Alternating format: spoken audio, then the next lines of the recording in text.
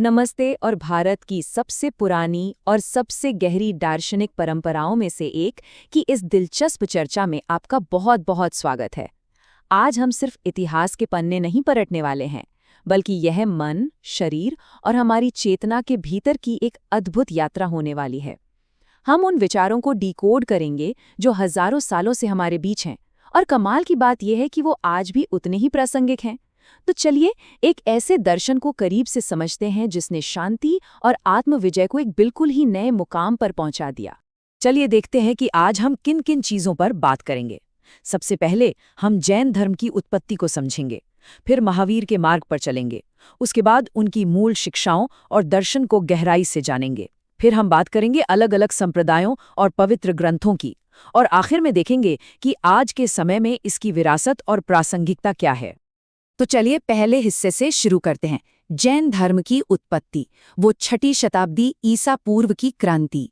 कहानी शुरू होती है 6ठी शताब्दी ईसा पूर्व के भारत से। ये वो समय था जब बड़े पैमाने पर शहर बस रहे थे और समाज में बहुत कुछ बदल रहा था। अब ये समझना बहुत जरूरी है कि जैन धर्म की शुरुआत असल में एक बहुत बड़े क्रांतिकारी आंदोलन के रूप में हुई थी।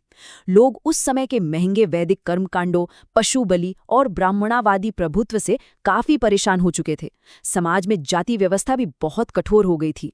इसलिए लोग एक ऐसे रास्ते की तलाश में थे जो सबके लिए खुला हो और जहां किसी भी तरह की हिंसा की कोई जगह ना हो। और यहीं से आता है शब्द जैन। अब आपने ये शब्द तो जरूर सुना होगा, लेकिन क्या आप जानते हैं कि इसका मतलब क्या है? दरअसल ये बहुत ही खूबसूरत शब्द जिन से बना है। जिन का मतलब होता है विजेता। लेकिन यहाँ किसी बाहरी राजा या साम्राज्य को जीतने की बात नहीं हो रही है।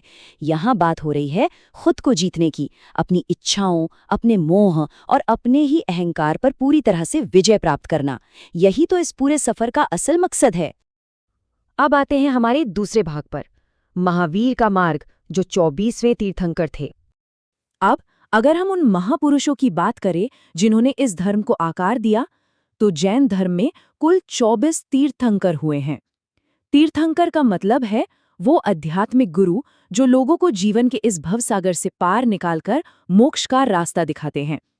पहले तीर्थंकर ऋषभनाथ थे, लेकिन आज हम जिसे जैन धर्म के रूप में जानते हैं, उसे पूरी तरह से संगठित करने का श्रेय आखिरी और ऐतिहासिक रूप से सबसे प्रमुख तीर्थंकर को जाता है, और वो है वर्धमान महावीर।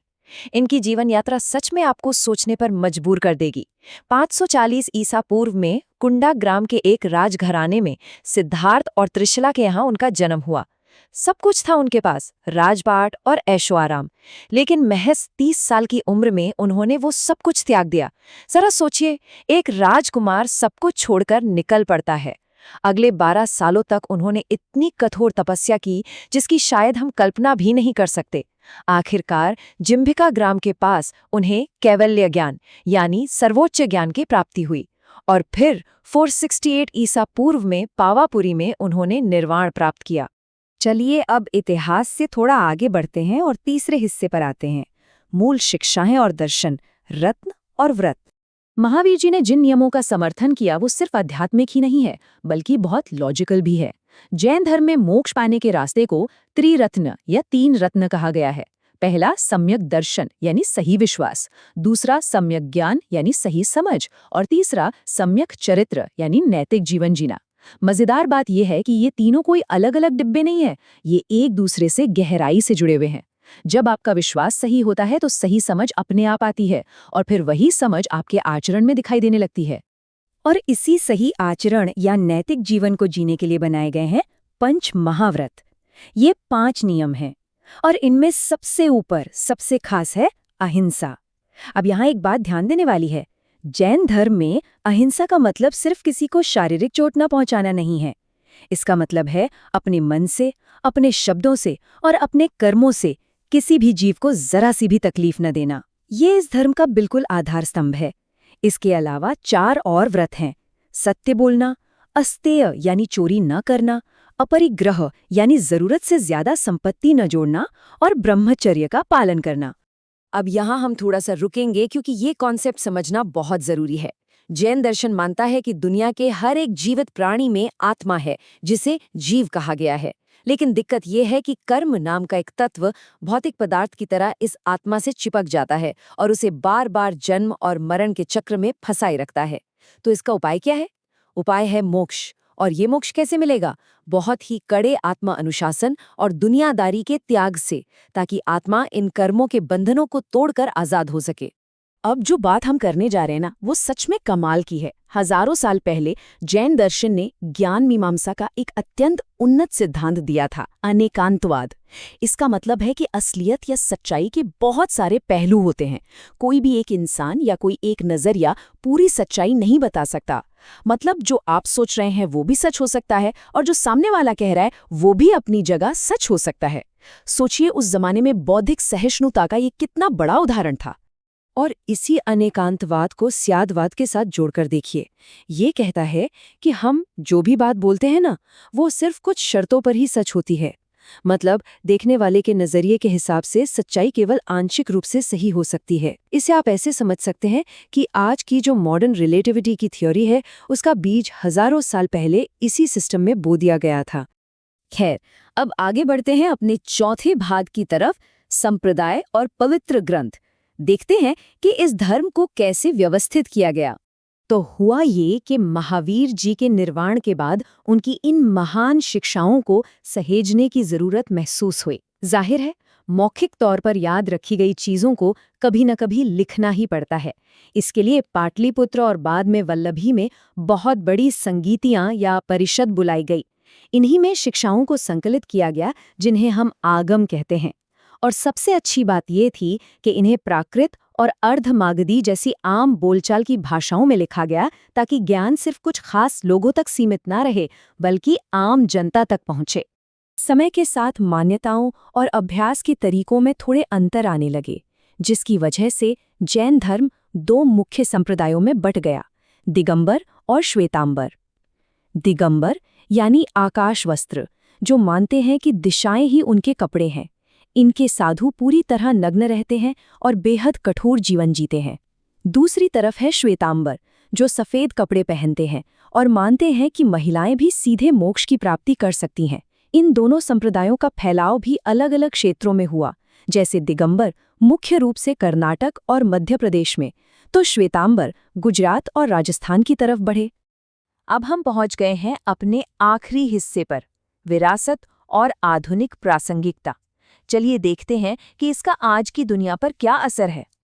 आप जानकर हैरान रह जाएंगे कि इन प्राचीन विचारों ने हमारे समाज, कला और वास्तुकला पर कितनी गहरी छाप छोड़ी है। पुराने जमाने में बहुत से राजाओं और अमीर व्यापारी समुदायों ने इसे खुलकर समर्थन दिया।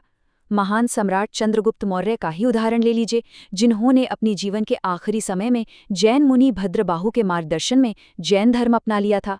और अगर आप कला की बात करें तो दिलवाड़ा के जैन मंदिरों की वो बारीक संगमरमर की नक्काशी, या रणकपुर का मंदिर और गोमतेश्वर में बाहुबली की वो विशालकाय अखंड मूर्ति, ये सब आज भी दुनिया भर के लोगों को अचंभित कर देते हैं। यहाँ बौद्ध धर्म के साथ इसकी थोड़ी तुलना करना भी बहुत दिलचस्प है, क्योंकि दोनों लगभग एक ही समय में उभरे थे। जैन धर्म जहाँ एक स्थायी आत्मा के होने पर पूरा जोर देता है और कर्मों से आज़ाद होने के लिए कठोर से कठोर तपस्या को जरूरी मानता है, वहीं दूसरी ओर बौद्ध धर्म आत्मा के अस्तित्व को ही नकारता है। बौद्ध धर्म कहता है कि न बहुत कठोरता न बहुत ढील, बस बीच का रास्ता अपनाओ, जिसे वो मध्यम मार्ग कहते हैं। अब एक स्वाभाविक सवाल उठता है कि अगर ये दर्शन इतना गहरा था, तो बौद्ध धर्म की तरह ये भारत के बाहर दुनिया के बाकी हिस्सों में क्यों नहीं फैला? तो देखिए, इसका जवाब इसके नियमों की कठोरता में ही छिपा है। अहिंसा का इतनी सख्ती से पालन करना और तपस्या का इतना कठिन रास्ता अपनाना आम इंसान की रोजमर्रा की जिंदगी के लिए बहुत ही मुश्किल था। तो जिस चीज ने इस धर्म को इतना शुद्ध और अडिग बनाए रखा, उसी ने कहीं ना कहीं इसके भौगोलिक फैलाव को सीमित कर दिया। लेकिन इसका मतलब ये बिल्कुल नहीं है कि इसका असर कम हुआ। बिल्कुल नहीं। क्या आप जानते हैं कि हमारे आधुनिक इतिहास को बदलने में जैन धर्म का कितना बड़ा हाथ रहा है? महात्मा गांधी जैन धर्म के इसी अहिंसा और शाकाहार के सिद्धांत से बहुत गहराई से प्रभावित थे। उन्होंने इसी प्राचीन दर्शन को आज़ादी की लड़ाई में अपना सबसे बड़ा हथियार बनाया। तो आप कह सकते हैं कि शाब्दिक रूप से जैन धर्म ने हमारे आज के इतिहास को गढ़ने में एक बहुत बड़ी भूमिका निभाई है। और अब आखिर में मैं आपको एक विचार के साथ छोड़ना चाहता हूँ। आज हम जिस दुनिया में रह रहे हैं वो युद्ध, जलवायु परिवर्तन और पर्यावरण के विनाश जैसी भयंकर समस्याओं से जूझ रही है।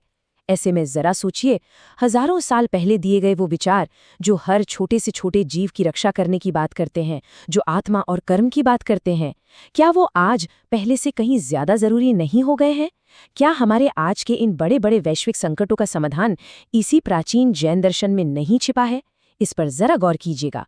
आज के इस अद्भुत विश्लेषण में मेरे साथ जुड़ने के लिए आपका बहुत बहुत